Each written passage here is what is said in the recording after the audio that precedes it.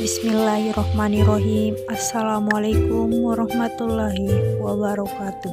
Saya atas nama Mimi ingin melanjutkan materi kedua, yaitu komunikasi antar kelompok atau organisasi. 1. Pengertian komunikasi kelompok atau organisasi. A.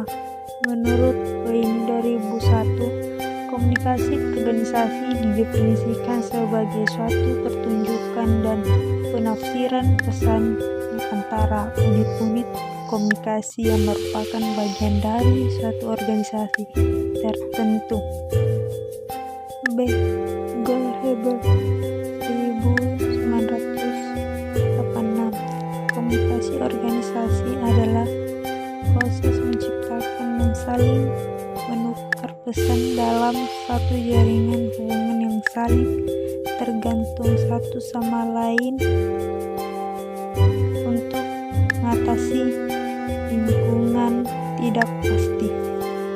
Arnold and Feldman 1986.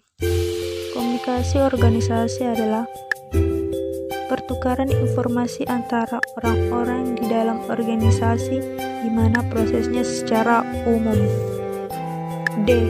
Wirianto 2005. Komunikasi organisasi adalah pengiriman dan penerimaan berbagai pesan organisasi di dalam kelompok formal maupun informal dari suatu organisasi. E. De Vito 1997. Komunikasi organisasi merupakan pengiriman dan penerimaan pesan baik dalam organisasi di dalam kelompok formal maupun kelompok informal organisasi. Fungsi dan gaya komunikasi organisasi.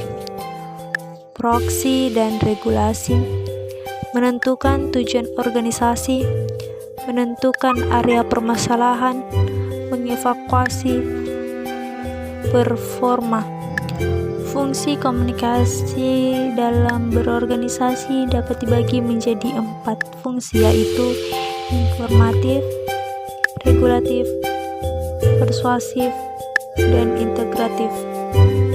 Adapun fungsi tersebut dapat dijelaskan sebagai berikut. A. Fungsi informatif.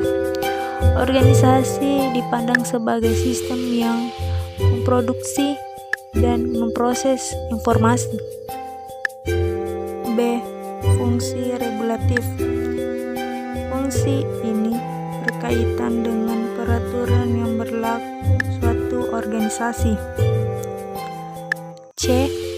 Fungsi persuasif. Fungsi ini menyukseskan kinerja karyawan atau anggota organisasi, sebab dengan regulasi saja biasanya pesan tidak dapat diterima dan dijelaskan dengan baik. D. Fungsi integratif. Fungsi ini merupakan menggabungkan informasi yang digunakan oleh sebuah organisasi untuk mencapai tujuan bersama.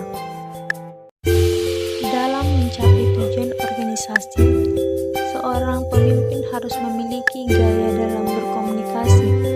Beberapa gaya komunikasi dalam sebuah organisasi. Adapun penjelasan dari gaya tersebut dapat dijelaskan sebagai berikut. A. The controlling style. Gaya ini bersifat mengendalikan, ditandai dengan satu kehendak untuk membatasi dan mengatur perilaku bawahan oleh pemimpin. B. The qualitarian. Komunikasi ini berdasar pada prinsip kesamaan antara pemimpin dan bawahan. Komunikasi ini ditandai dengan aplikasi komunikasi dua arah.